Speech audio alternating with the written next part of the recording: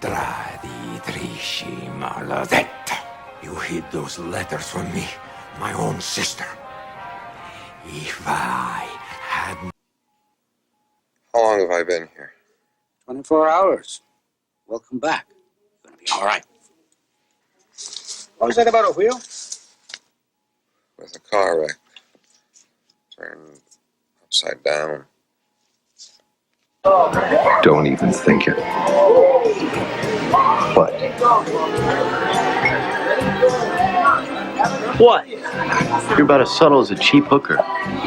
Long drive? Fuck you, I just wanted to talk to the little shit, all right? Hey! That prick is building a case against us. Don't let him make it any stronger. Who the fuck made you DA? Let it rest, Hurley. What the fuck does it matter anyway? You don't owe Tony anything.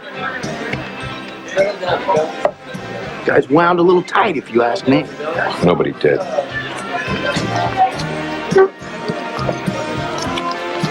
For the beer, gentlemen.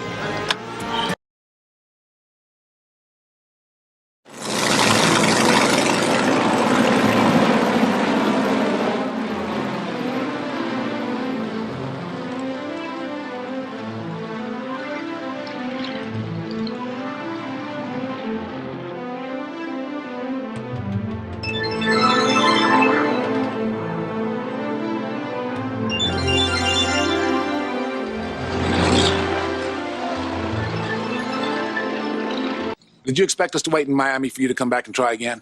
Look, Phil, I know things are a little chaotic for you right now. Chaotic! Wake up, Tom! You know and I know that chaos and bedlam are consuming the entire world. UV light waves are only the beginning, Tom. We have an inch of topsoil left. Topsoil? It's sexually transmitted diseases. This is Nick Mancuso, and welcome to the Nick Mancuso Academy of Acting. And this is part of the class here. We're going to be teaching this course online. And if you're an actor and you're interested, you can contact us directly. The information will be put up. And stay tuned as we continue in the process. The system that I'm going to be teaching is called the TOP system. It's something I've developed over a 45-year career as an actor. And there's a book associated with it called Acting for Everyone, which will be available to the public. So stay tuned and hopefully support us. Thanks.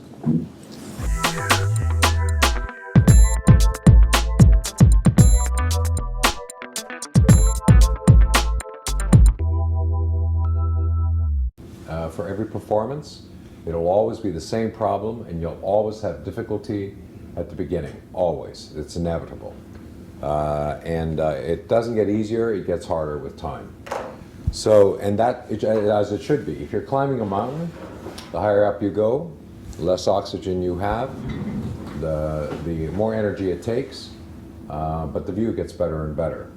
It takes a tremendous amount of energy, no matter what. A tremendous amount of energy. The kind of energy you need to act is not the same as the energy necessary for life. It is in fact scientifically studied that an actor at pitch expends as much energy as an Olympic athlete. Why? How is that possible?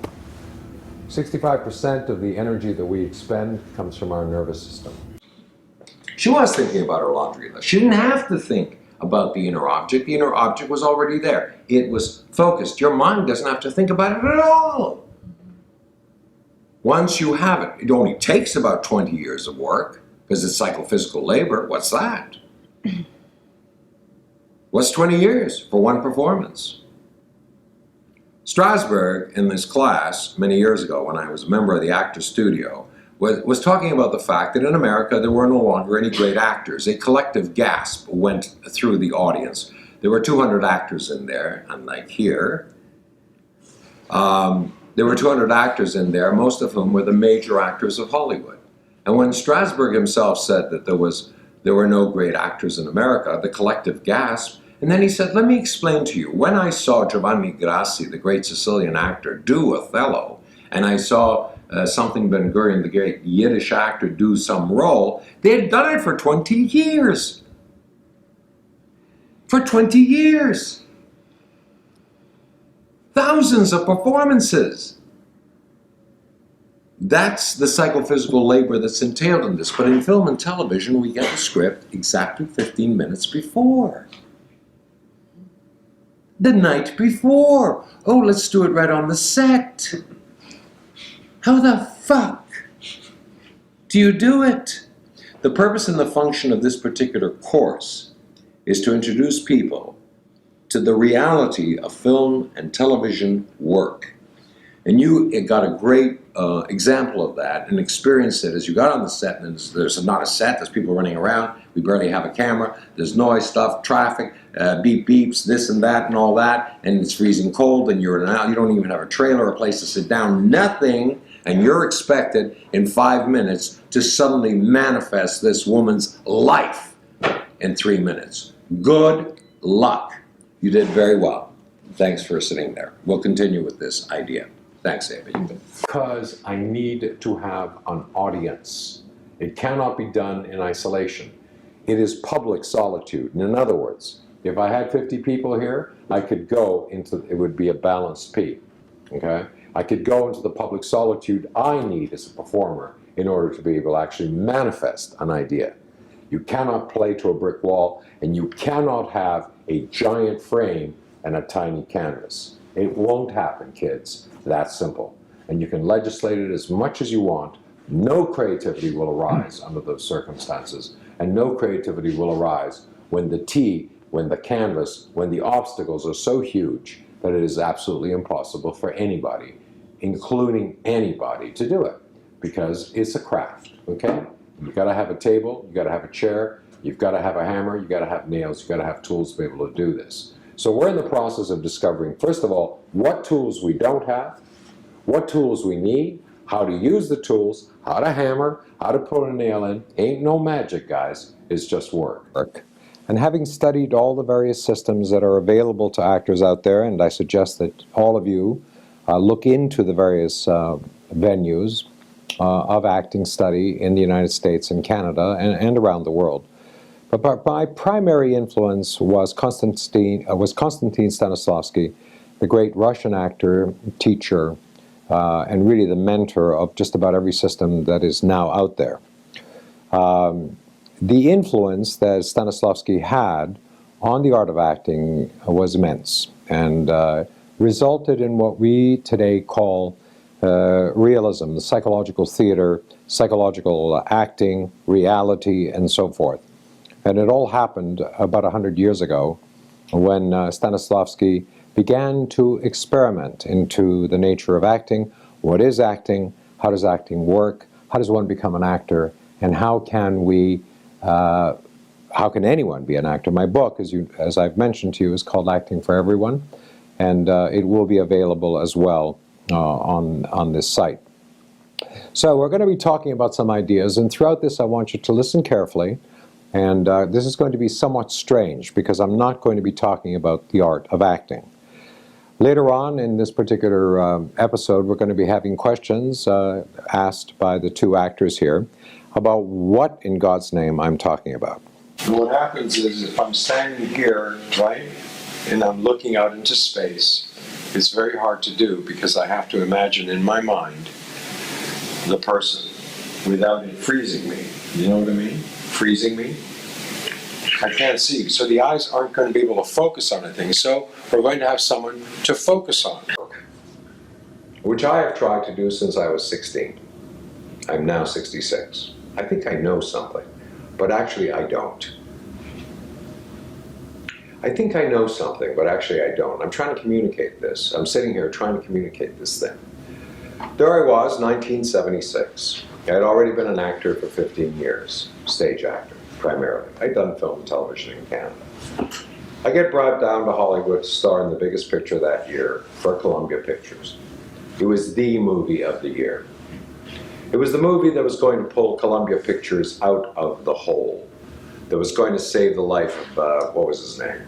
He committed suicide. A man, the studio head who had stolen all this money from Columbia, and thought that this particular picture was going to make so much money that that he'd be able to hide the money. They caught him when he had to do community service, and then he ended up running another studio and yet another studio into the ground, and yet another studio into the ground. Most studios are run into the ground, with only 2% of films ever making money, if that. And finally ended up at the Century Plaza Hotel after a lifetime and blew his brains out. And this particular picture, this man had been behind, and he got one of the top producers in the business, Marty Ransoff, who had done over 100 successful movies, Arthur Hiller, who had won the Oscars, one of the top directors in Hollywood at that particular point. And everybody in the picture was an Oscar winner, including the props master, including the cinematographer. And I was the star, and I'd never been in a major motion picture before. I'd done television and film, but I'd never done a major motion picture. And they, you know, pulled out all the stops. So there was all kinds of money to get the best. And they did, they got the best.